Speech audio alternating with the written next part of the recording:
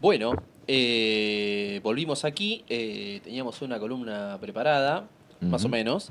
Más o menos. Eh, si algo nos sobra es humildad, por eso decimos esto. Que ha traído acá nuestro compañero, cuyo nombre empieza con E, se llama El Feli. Feli. Feli. Bien, seguimos un poco entonces con nuestra dinámica que veníamos trayendo sobre psicología obrera. Hace un tiempo estuvo esto de la guerra que fue en Israel, en Irán, se metió Estados Unidos, casi se mete China. Entonces, dentro de todo ese revuelo, me pongo a pensar y digo, bueno, ¿por qué la guerra? Y precisamente el por qué la guerra, eh, como es psicología obrera, vamos a estar hablando más enfocados en el psicoanálisis. Y como bien mencionamos en el inicio de esta columna, vamos a seguir mirando un poco al pasado sobre el por qué y de qué otra manera podemos comprender el presente y tal vez hacer un guiño al futuro. En este sentido, la filogenia, menciona Freud, precede a la ontogenia. Y voy a empezar a ocupar algunos términos capaz un poco más duros sobre psicología y voy a intentar hacerlos o esclarecerlos de a poco. En este caso, la filogenia es o habla más precisamente sobre el desarrollo del organismo. Eh, y la ontogenia es el desarrollo del ser. En este sentido, ¿qué quiere decir que la filogenia precede a la ontogenia? Es que mientras el ser o este organismo se está desarrollando, podemos pensarlo desde el individuo, del sujeto, como nos posicionamos políticamente en esta columna, el sujeto como tal se está desarrollando en sociedad y la sociedad misma también se está desarrollando y esto hace que el ser también se desarrolle y es lo que nos hace precisamente ser humanos, ¿no? Bien. Eh, Un existencialista antes de Sartre. tal Antes, cual. muchos años antes que Sartre diga lo de la existencia precede a la esencia, ¿no? Claro, algo parecido, sí. Sí. Bueno, primeramente, ubicarnos históricamente en qué contexto Freud o Einstein le manda una historia o le manda una carta a Freud. Cabe mencionar que para Freud responder la carta de Einstein le lleva, lo hace de muy mala gana, le lleva, dice él, es una escritura tediosa y estéril. O sea, él no tenía muchas ganas de poder escribir sobre este contexto histórico que está a punto de acontecer, que era un antesala a la Segunda Guerra Mundial. Pensemos que la Segunda Guerra Mundial empieza en 1939 y esta carta que le escribe Einstein, ya lo vamos a mencionar, es en 1932 más o menos. Perdón, ¿cuál de los dos no quería escribir? Freud. Ahí va. Eh, Primero, como le decía, ubicarnos en este contexto y pensar. 1932 no estábamos tan lejos de la primera. Claro, no estamos tan lejos de la primera. De hecho, Freud manda, o bueno, no es que los manda, pero por cosas históricas, 3 de sus hijos van a la guerra, uno muere dentro de la guerra. Y en este contexto, Freud ya está bastante más sociológico, está bastante pesimista. Él escribe Tótem y Tabú, está escribiendo, o ya escribió El porvenir de una ilusión, que son textos que son bastante bajones, en realidad, dentro de toda su obra siga pegándose a su doctrina, que es el psicoanálisis.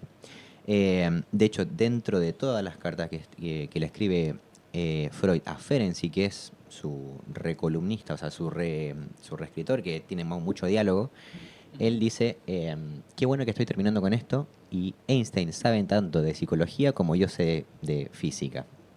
Eh, ¿En qué contexto estaba Einstein? Einstein estaba abocado a una cruzada sobre la paz mundial y a desarmar, o sea, que no haya más armas en el mundo, eh, y exponía esto enérgicamente en la Liga de las Naciones. La Liga de las Naciones es un organismo que estaba previo a la formación de la ONU. Pensemos que la formación de la ONU se genera en 1949 aproximadamente, que es posguerra, Segunda Guerra Mundial. Sí.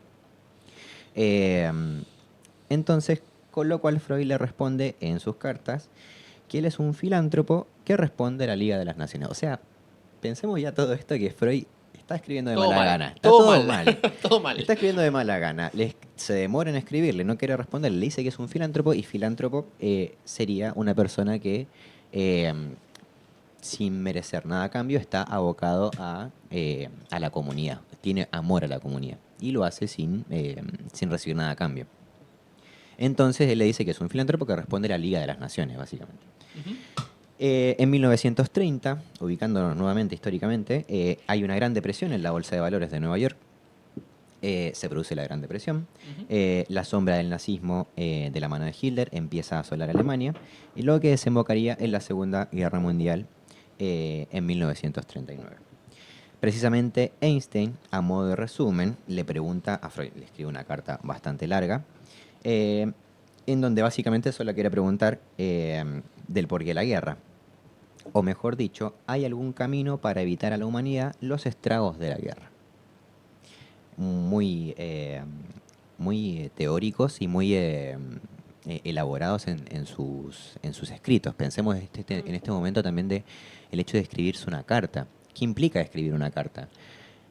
Sentarse a la luz de una vela o a la luz de una lámpara y darte el tiempo en donde escribes algo, tienes que esperar un tiempo determinado para que eso llegue, pasan cosas entre medio, ¿no? Entonces ser muy evocado en eso. Sí, sí. Entonces, Einstein plantea una solución que es bastante superficial sobre una creación de un consenso internacional, aparte de la Liga de las Naciones, sobre una institución que regule o dirimiere algún conflicto entre las naciones. Sin saber esto de que en 1942-45, post Segunda Guerra Mundial, se genera la ONU.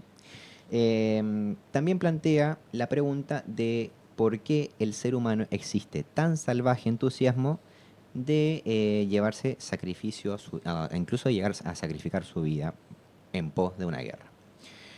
O sea, no destruir, sino destruirse a sí mismo. Sino destruirse a sí mismo, o sea, porque en una guerra claramente Te puedes destruir te a vos puedes mismo. destruir a vos mismo. Y de hecho se han visto incluso en películas cosas heroicas donde Johnny, no. Y se Sí. tira arriba de la bomba y explota. Sí, Y sí, no, sí. Johnny, ¿por qué? Me salvaste la vida, ¿no? Esas cosas heroicas que suceden en pos de alguien que. De los horrores que genera una guerra en sí. Sí, esta idea tan antigua de morir por una causa en vez Ujú. de Bueno, pero vivir. va por ahí, digo, morir por una causa no necesariamente está asociado a morir sí, está asociado a morir en una guerra, pero pensar, digo, como creo que las decisiones de ir a una guerra o no son más colectivas, digamos, que individual. ¿Entendés? Bien. Sí, Entonces, hay un honor colectivo, digamos. ¿cómo? Hay un honor colectivo. Mm. Sí, sí, totalmente. O una pero, moral. O de digo, defender una bandera, algo más del nacionalismo, ¿no? De nos están. Totalmente. Morir por Entonces, tu familia, porque si no nos van a venir a invadir, ¿no? Ujú. Ese imaginario tal vez que existe en base a una guerra. Bueno, la respuesta de Freud, si bien se hizo esperar y fue bastante aclarador en delimitar, y no es la primera vez que lo hace, que delimita el campo del psicoanálisis y menciona que la pregunta a la cual le está embarcando Einstein debe ser esclarada o aclarecida, esclarecida, ¿está bien?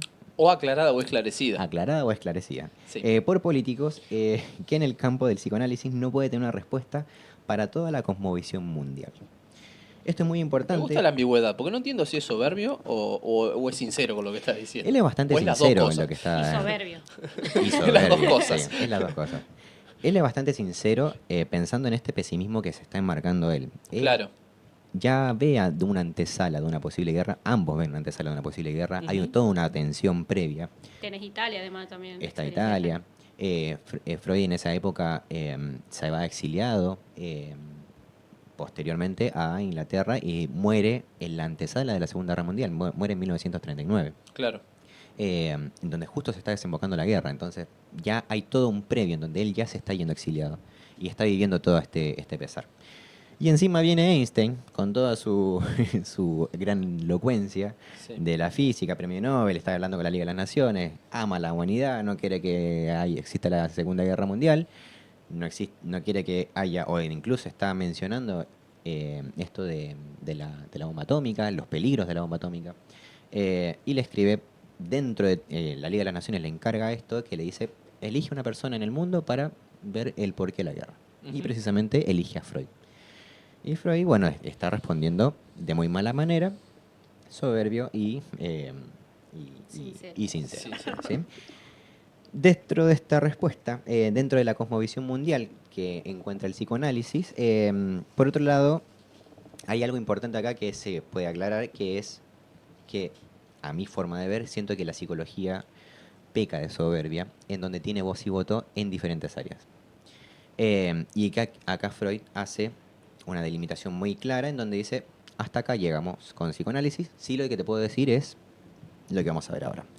El análisis interesante que aclara Freud es el reemplazo en que Einstein le menciona, que es el derecho y el poder, por derecho y violencia, en donde una está ligada a la otra y en el estado originario de los conflictos, en este sentido, Freud siempre retrae al hombre de las cavernas, por ejemplo, a la orden primordial, a la horda primordial, en donde los conflictos de interés entre los seres humanos se solucionaban exclusivamente sobre la violencia. Quien tiene más musculatura puede resolver de quién quedarse con el cacho de carne que llegó, por ejemplo. Eh, Hace esa comparación literal. no hace esa comparación literal, pero sí siempre Freud hace una remención a la Refiere horda a esa primordial, en animalidad. donde la Bueno, filogenia precede a la ontogenia. ¿Sí? claro, ahí va.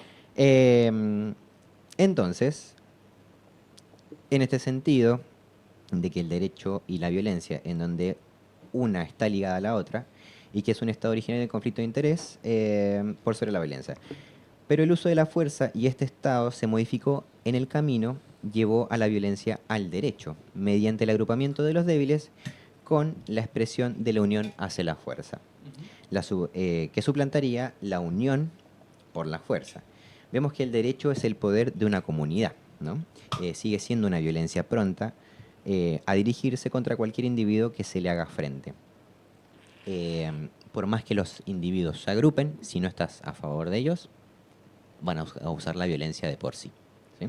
Ahora Freud sostiene que, por paradójico que suene, la guerra podría ser un medio para buscar la anhelada paz mundial, dado que una violencia poderosa y centralizada imposibilitaría guerras ulteriores. Sí, es la cosa, esta idea de si vis pacem para bellum, o esta idea que hasta ayer nomás te lo puede decir un Sí. abuelo, de bueno, los países se arman un montón, entonces el otro le va a generar miedo porque este está tan armado y son tantos Ujú. armados que el otro no lo va a invadir. Tal cual. Cosa que ya es absurda, por donde se la mire, en pleno siglo XXI por lo menos. Ujú. Digo, de una manera, mirándolo de una manera empírica, ¿no? Sí, ahora lo que podemos ver también es pensar en esto entre la relación que existe entre violencia y poder y cómo el poder siempre va a acaparar, o al menos mediante el uso de la violencia, siempre va a acaparar a tener más poder. En este caso podemos ver desde Estados Unidos cómo en un momento se generó, incluso pasando por arriba de una institución que fue la ONU, la invasión de Irak para Sí. obtener petróleo y bueno, ya sabemos la historia. Ahora Freud lo que hace es delimitar aún así y introducir a Einstein al campo más psicoanalítico. Y es por eso que quienes nos están viendo y escuchando, por ahí voy a intentar hacer una aclaración sobre el hecho de la pulsión. Que todo ser humano, por constitución psíquica, nace con una pulsión. Y esta pulsión es una energía vital, móvil, dentro del organismo, que se puede, que motoriza a la psiquis, ¿no? Sí. En este sentido, la pulsión va a tener características, que tiene una fuente, o sea, se origina en cierto lugar biológico, se apuntala también entre lo biológico y lo psíquico, ¿sí? Tiene una meta, necesita un fin para poder descargarse y tiene un objeto, ¿sí? Pensando en esto, muy a los primeros escritos de Freud, después va a delimitar mucho más pensando que en qué hace que el ser humano no necesariamente tiene que tener placer y cuando tiene placer a veces sufre. Y eso es lo que se pregunta Freud de por qué sucede que cuando tenemos o sentimos esto de la vida, a veces se introduce la muerte, ¿no? Entonces dentro de la pulsión, Freud lo va a llamar como las dos caras de la misma moneda, en donde está la vida y la muerte.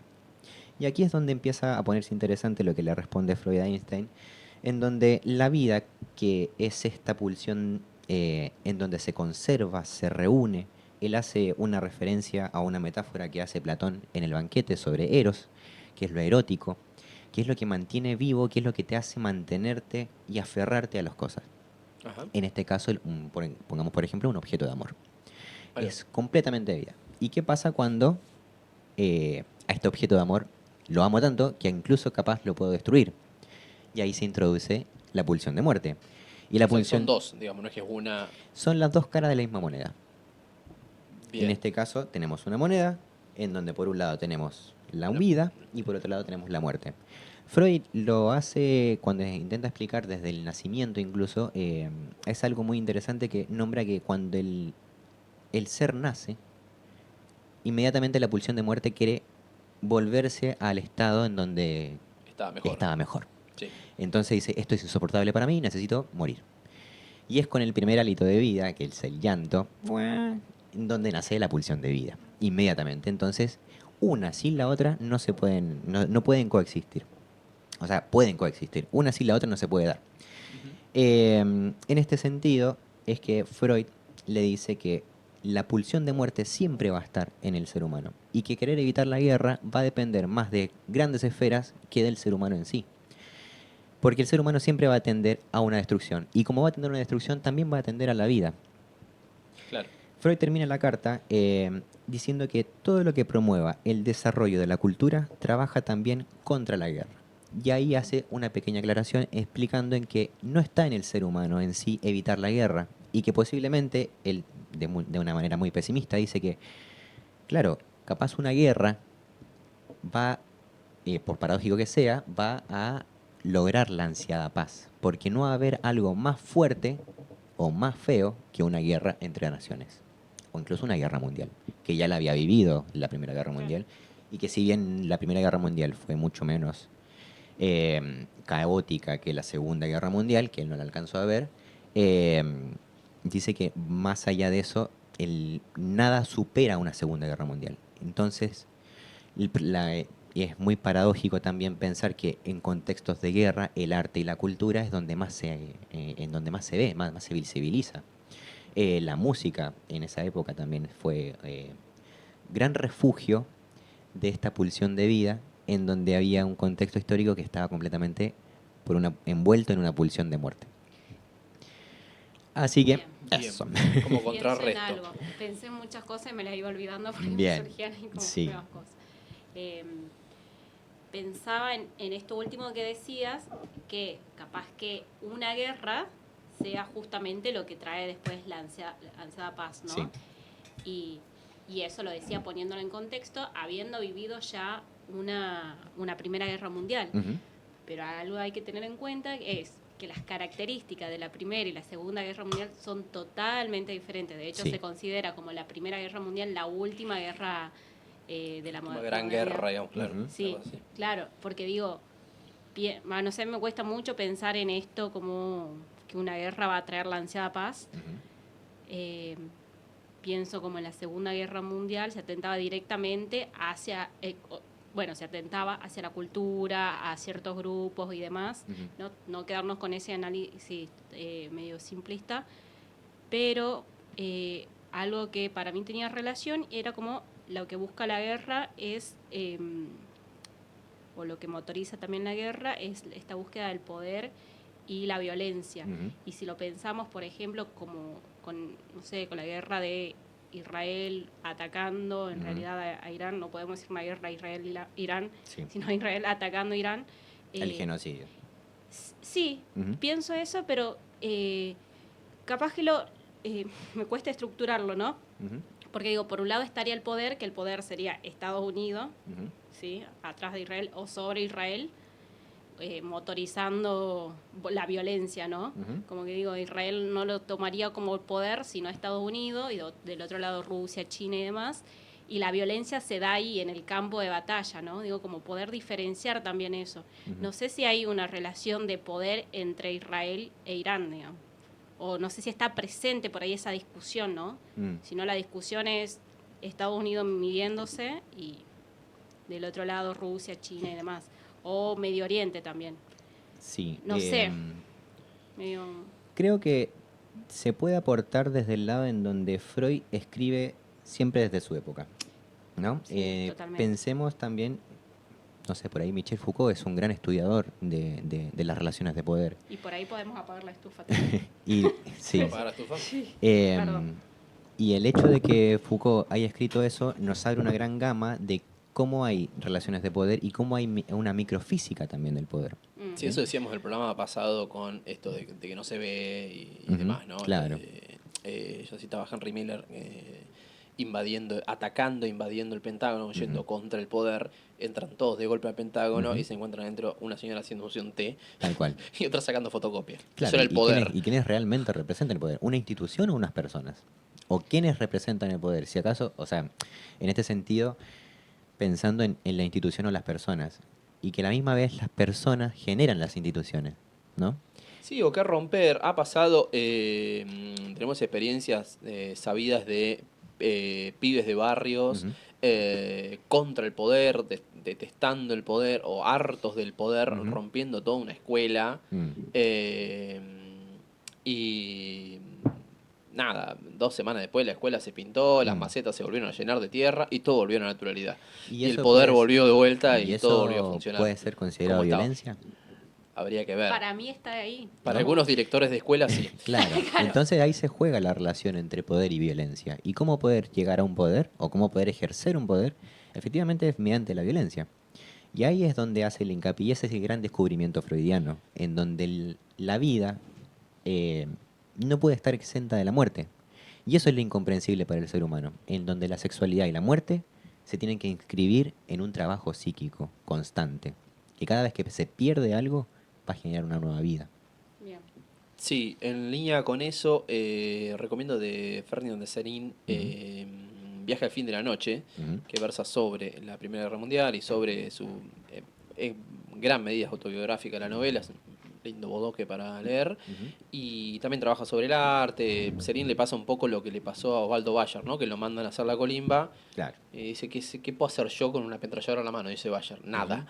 Entonces en el principio dicen, ¿usted sabe barrer? Bueno, lo ponen a barrer, después a ujú. traducir unos textos. Claro. Y Serín se da cuenta, con cosas que después se dieron cuenta otros, como Levi Strauss, tipo, soy inútil acá. Ujú, Realmente soy inútil, porque la cultura no sirve para ese tipo de violencia y demás. ujú, Linda novela que poco se intenta desapegarse del autobiográfico, pero toda novela es autobiográfica, va a decir Freud después. Cuanto uno más se quiere correr de eso, más autobiográfica va a ser. ujú. Y trabaja un poco con el arte, pasa un poco también después de la Primera Guerra Mundial, y de la Segunda también, pero más de la Primera, que salen toda una serie de movimientos, como el cubismo, el dadaísmo y otros, Ujú, hacer arte donde ese arte llevado al extremo lleva a la autoflagelación y a una serie de violencias contra sí mismo, mm. gente que quedó muy traumada por la guerra, o que hace arte desde ese Sí, sentido, y la que mirada pone, de las 1000 yardas, ¿qué decir? por Ujú, ejemplo, y que pone de manifiesto cosas que no se ven. ¿No? Porque la guerra siempre está allá, siempre la guerra está en Irak, mm, siempre la guerra está lejos, y pasa hoy que hay redes sociales, imagínense en esa época. mm, Ahí está también Judith Butler con Vidas dignas de duelo, Marcos de guerra y ese tipo de textos que ujú, reflejan un poco eso. Siempre la guerra es muy lejana. Y las mutilaciones, la gente que ha perdido la familia, los niños desamparados de Gaza y demás, siempre ujú, están como lejos. El arte un poco, principio y mediados del siglo XX, ha llegado a llevar eso al extremo para que se vea eso, ese horror de la guerra, va a decir ujú. Serín en su novela. Sí, sí. Este, y sí, un poco el poder va por ahí y un poco el poder es violencia, si no, no es poder, digamos. Ujú, Lo cual no quiere decir que sea vista, ujú. que esté así como a cielo abierto, ¿no? Sí, O sí. O a veces sí, a veces sí. sí. Igual, incluso contra Freud escribe esto, incluso pensando también en grandes representantes de la paz, como Mahatma Gandhi, Martin Luther King, Ujú. en donde efectivamente no querían efectuar una violencia eh, y creían que la vía era por otro lado. Y aún así se hicieron conocidos y aún así marcaron cierto hito histórico. No Sí, sé, bueno, sí tenían poder, nadie niega el poder de la Madre claro. Teresa de Calcuta ni de grandes Ujú. líderes pacifistas mundiales. Claro, y que quedan grandes frases también por parte de ellos, históricos, que se toman como referentes de la paz. De hecho, creo que parte de un movimiento pacifista en esa época, o sea, no en esa época, sino después de la guerra de Vietnam, por ejemplo, que fueron los movimientos hippies. Haz el amor y no no la guerra. Ujú. Que también tienen que ver un poquito con lo que decía. Ay, perdón, te corté. No, no, tranquilo. Re violenta. Ah. Con lo que decía Dani, pensaba en esto después de la Primera Guerra Mundial, los movimientos artísticos que van Mm, surgiendo y demás, pero que también se lo toman como una salida individual, ¿no? Voy a Claro. expresar como o esta violencia, el enojo, Ujú. no sé, la angustia desde lo individual, eh, y esto viene justamente después de la Segunda Guerra Mundial, la Organización de las Naciones Unidas decir, bueno, tenemos que tomar una decisión colectivamente, tiene que haber un consenso internacional, Claro. que después, bueno, la ONU vemos que Sí. no ha Y ayudado que nada. sobrepasa por toda institución en realidad. Por más que haya una organización de Naciones Unidas, quienes tengan el poder van a pasar por arriba de ella. Digo, como esta cuestión que no es casual que, por ejemplo, los movimientos que surgen en los años 60 y Ujú. demás, vos decís, ¿por qué no surgieron antes? O Claro. ¿por qué no sé, no tuvo No como perduraron. ¿cómo? ¿Por qué no perduraron?